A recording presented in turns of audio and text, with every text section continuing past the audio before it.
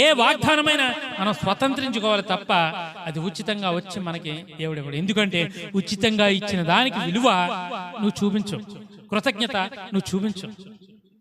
మనం విలువ చూపించగలిగితే, వాగ్దానాలు స్వతంత్రించుకోగలిగితే మీ బిడ్డలు దేవుని మందిరంలో ఉంటారు. మనమే మన బిడ్డలకి చెప్పలేకపోతున్నామంటే మనమే దేవునికి సరి అయిన కృతజ్ఞత చూపించలేకపోతా ఉన్నాం.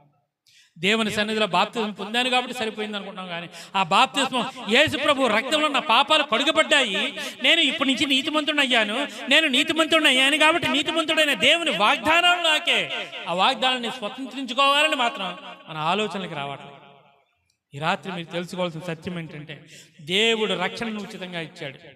మన హృదయాలు మార్చుకుని మనం నీతిమంతులమైతే ఈ బైబిల్లో ఉన్న వాగ్దానాలు నాకే, ఈ వాగ్దానాన్ని స్వతంత్రించుకోవాలి, ఈ వాగ్దానాన్ని స్వతంత్రించుకుని ఈ భూమి మీద అనేక మంది మధ్యలో దేవుడి నామాన్ని హెచ్చించాలి. నిన్నటిదాకా డబ్బు విషయంలో అడుక్కుంటున్నాను, అప్పులు చేస్తా ఉన్నాను. ఈ రోజు నుంచి డబ్బు విషయంలో నేనే వాళ్ళకి అప్పిచ్చే స్థాయిలో ఉన్నాను అని మార్చగలిగిన దేవుడు ఉన్నాడు అని చెప్పి నమ్మాలి. అనారోగ్య విషయంలో ఏ హాస్పిటల్కి తిరిగినా నాకు రోగం కుదరట్లేదు, దేవుని సన్నిధిలో సర్వరోగ నివారణి అయిన దేవుని రక్తం నాలో ప్రవహిస్తూ ఉంటుంది, దేవుని సన్నిధిలో ఆయన రక్తంలో పడుగుపడ్డాను కాబట్టి ఆయన రక్త ప్రోక్షణ వల్ల నేను స్వస్థపరచబడతానని నమ్మాలి.